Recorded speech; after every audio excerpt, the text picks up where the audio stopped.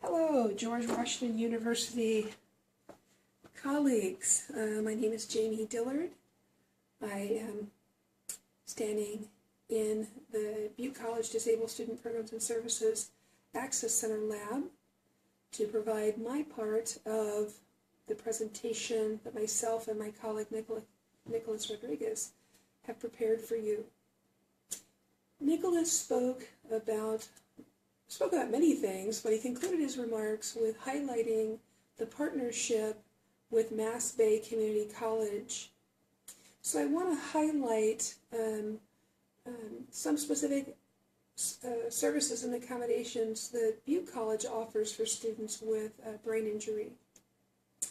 I want to start by highlighting academic accommodations. Before I get into too much detail here, I may go out of order here actually. Since I'm standing in the DSPS Access Center Lab, I'd really like to highlight a couple of the assistive technologies that can be beneficial to students with brain injuries. Some examples may include text-to-speech software. In the case of the program that we have loaded on all of our computer workstations here in our Access Center Lab, students have access to Kurzweil. Some of you may be familiar with Kurzweil 3000. The reason that many students with brain injuries that we support benefit from this particular software is that for some of them, they experience visual processing issues, as some of you know can be the result of a brain injury. They experience, some of them do, attention challenges, and having an audio version of a textbook can increase attention. It can also increase cognition. And Kurzweil in particular, not only does it allow students to have an audio version of their textbook, it really allows them to interact with the textbook, bringing the words on the page to life. Students have a ability to choose the voice that their text is read to them in, whether that be male or female. They also can increase or decrease the pace of the voice from incredibly slow to incredibly fast. It always amazes me how students, especially those with brain injuries who also have visual impairments, really appreciate having the textbook read at a much higher or more rapid pace. It, in addition, allows the student or the software program automatically, all of this can be changed, highlights each and every one of the words as the software program is reading it to the student. The student can pause the reading. As I mentioned earlier, they can speed up or slow down the reading.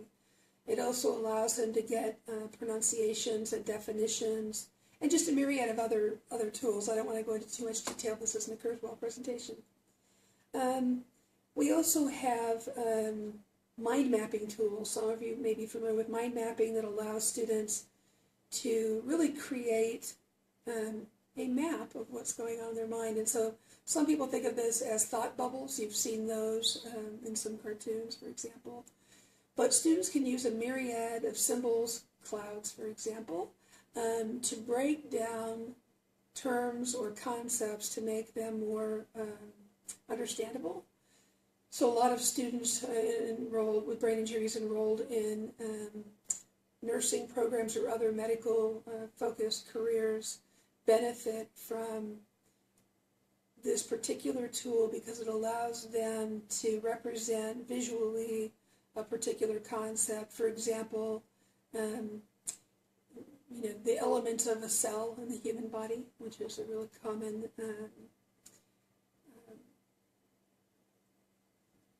learning item. Anyway, so also for those students with brain injuries who don't necessarily have any speech or language challenges, there's a program called Dragon Naturally Speaking. Some of you may be familiar with that. A lot of folks think, well, that program maybe is designed more for people with physical disabilities who can't use their hands. And while that is true, And for those individuals with brain injuries who also have physical disabilities, it can be beneficial in that way. But it also is beneficial in assisting students who have trouble with word finding or other similar learning challenges to compose a paper, for example, even creating a rough draft. So we provide in this lab training with all these assistive technologies. And then I also have an individual who's an an alternate media support specialist who not only creates the alternate media, but she provides demonstrations of these software programs in our lab environment. So it's a very supportive environment where students can get one-to-one support. I wanted to highlight some of the other academic accommodations. The thing that I want to highlight really before I go through this list is obviously the academic accommodation process is individualized. That's per federal law, that this would be an interactive process, and so students with brain injuries don't necessarily have, pre-designated accommodations that they're eligible for. We can determine what accommodations they require by having a conversation with them, and then also in concert with that, reviewing the disability verification that the student has provided. So now I'll go down our laundry list here. Some academic accommodation examples might be extended time on exams. This is probably, per student report, our single most effective accommodation. So again, as you can see, time and a half, double time, and so on can be authorized for students. By having additional time, not only does this address some of the cognitive challenges that we know are associated with brain injuries, but some of the anxiety issues that some students experience. So just by providing additional time, students have the ability to, really think through their answers and take a little more time and be more thoughtful in the responses that they provide. Next, we provide a distraction-reduced setting. In fact, our Access Center lab that I'm standing in also doubles as a proctoring center. So we provide students with brain injuries the ability to take their exams in our office with extended time in a distraction-reduced setting. And by the way, with some of the assistive technologies that I highlighted earlier, for some students, they may also qualify for reader scribe services. So we have staff members who are trained to proctor exams for students requiring a reader and a scribe. And as I've highlighted earlier, students with brain injuries, because of cognitive issues or physical limitations, have challenges both with reading and scribing. We provide something we call flexible attendance. We provide a confidential letter to students. It doesn't include their disabilities. We make that really clear within the body of the letter, that it's the student's option to disclose to their instructor whether or not they have a brain injury. But the flexible attendance essentially allows that student some flexibility, whether they're having just a bad day, terrible migraine, they need to go to a neurologist appointment. Essentially what it does is allows the student double the number of allowable absences before their grade is affected. Of course, they have to make up any coursework, get class notes from students. The student probably has a note taker in class, however, I will say that. That's another service that we offer students. Next, you can see here electronic spell checkers for some students with brain injuries. Similar to students with dyslexia, spelling has become, it wasn't pre-injury, but post-injury, has become a major challenge for them. So that's another option we have. Also, a limited course load. For a lot of students that are trying to transfer onto the university, we're here at a community college setting, we really try to emphasize with students, especially those with brain injuries, that slow can be fast. So better to take fewer units, less stress, more manageable. We also suggest to the student, because physical education is a requirement, a general education requirement, we often will suggest a student consider taking a yoga class, or a relaxation class. We also have academic support classes that we suggest. In my program in particular, offers remedial reading and remedial math classes that are designed for students with brain injuries and other disabilities that really need a more foundational level of instruction before moving on to higher levels. So those are among the myriad of academic accommodations that we offer. I also wanted to highlight the collaboration that we have both on campus and on off of campus. So we're very, very fortunate to have a student health clinic, and students with brain injuries are referred to our health clinic to address some of the health-related issues that they now deal with. And our health clinic is uniquely staffed in that not only do we have medical staff, but we have mental health providers who can provide mental health counseling in the form of sessions related to depression, anxiety, etc. We also have the benefit of having a counseling services office, and the counselors here on campus can also help students benefit from their services. So students, I mentioned this already with the health clinic, but students with psychological challenges who are trying to develop an academic plan or an education plan, who experience psychological challenges related to their brain injuries, really benefit from having someone who has a background and understanding of some of the challenges these students face. Obviously, Disabled Student Services, that's my office, so we talked about the academic accommodations that we can provide. And we also have mobility services that I didn't mention, but we have on campus, we call it a courtesy cart. It has scheduled stops throughout the campus. So for students that have mobility issues related to their brain injuries, we offer that service as well. Campus police. Once in a blue moon, we do need to call upon our campus police to address acute behavioral challenges or violations of student code of conduct. We've had a number of these issues this semester and in previous semesters, and so that can be a major challenge for students with brain injuries who have, behavioral challenges or emotional challenges. But in the community college level, we do have a student code of conduct. So there is an expectation that students meet that and adhere to that code of conduct, regardless of their disability. I know that's unique and different compared to the K through 12.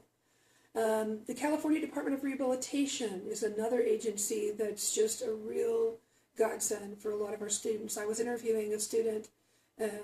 Actually, she's enrolled at UC Berkeley. Yay for her. She's a friend of mine that I met through some of our advocacy efforts on behalf of students with disabilities at our state capitol. She highlighted for me when I interviewed her about this, that was the single greatest support that she received when she was transitioning from high school to college. Not only from a funding perspective, but from a service perspective. She put that at the top of her list of services that she felt that students with brain injuries should seek out. She's somebody who had a brain tumor, and that brain tumor resulted in a myriad of challenges, some of which I've highlighted. She has some visual issues, cognitive issues, attention issues. Interestingly enough, she's at UC Berkeley, which some of you may know is kind of the epicenter of the disability rights movement, and yet she highlighted for me some of the challenges that she's having receiving some of the services I've already highlighted, something as basic as note-taking services, alternate media services, that text-to-speech service I was talking about. So it's a little disheartening to learn that students who are making it to four-year colleges and universities sometimes are still facing some barriers to success. I also wanted to highlight the Brain Injury Coalition. We're very, very fortunate, and one of my disability specialists here, she's going to be retiring. We're so sad. But she is a board member with the Brain Injury Coalition. They provide just phenomenal support, personal support. brain injury adjustment workshops. These are ongoing, weekly, sometimes monthly. They have a caregiver support group. They have activities. They just had a huge black tie fundraiser. And I can't say enough about the Brain Injury Coalition. When I visited our local Enloe Hospital brain injury rehabilitation program, when I asked her what services and supports that they had for individuals with brain injuries upon discharge, she highlighted Brain Injury Coalition, and she reminded me that one of my staff members was actually on the board, and that she felt that particular agency did the most to support individuals post brain injury. Okay.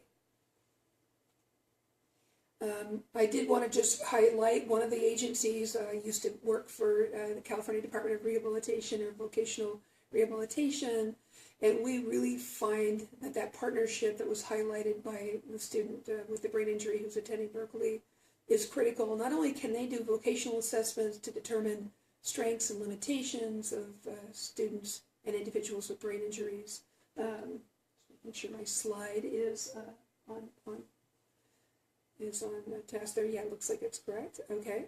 But they can also do career assessments to determine viable career options based on identified strengths and limitations.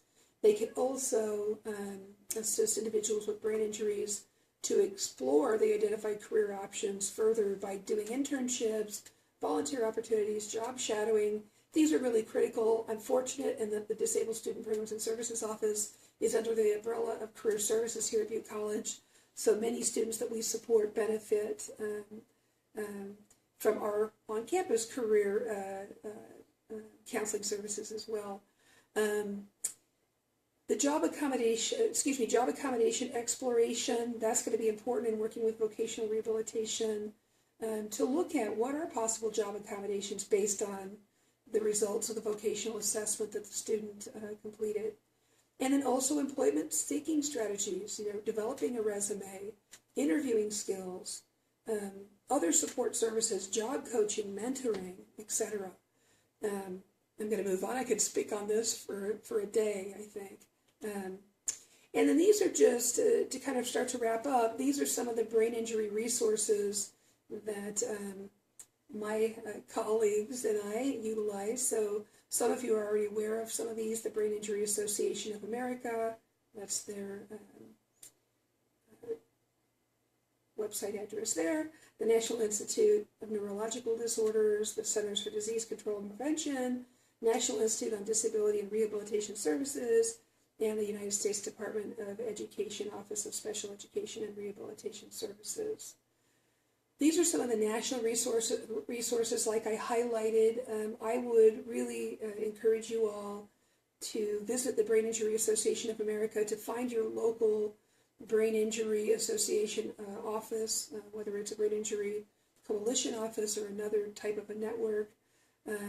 Also to partner with community mental health agencies to ensure that students that you're supporting with brain injuries have the psychological supports that they need to be successful. I think ultimately, to use a cliche, it takes a village, it really does. And that I think, though, by collaborating with our K through 12 partners, students with brain injuries can transition successfully to college, community college in this case, and ultimately on to the university and on to their career and vocational goals. If we can accomplish that, then we have done so much to support these students. So, with that, thank you so much for listening. I'm going to go ahead and turn this off. Take care.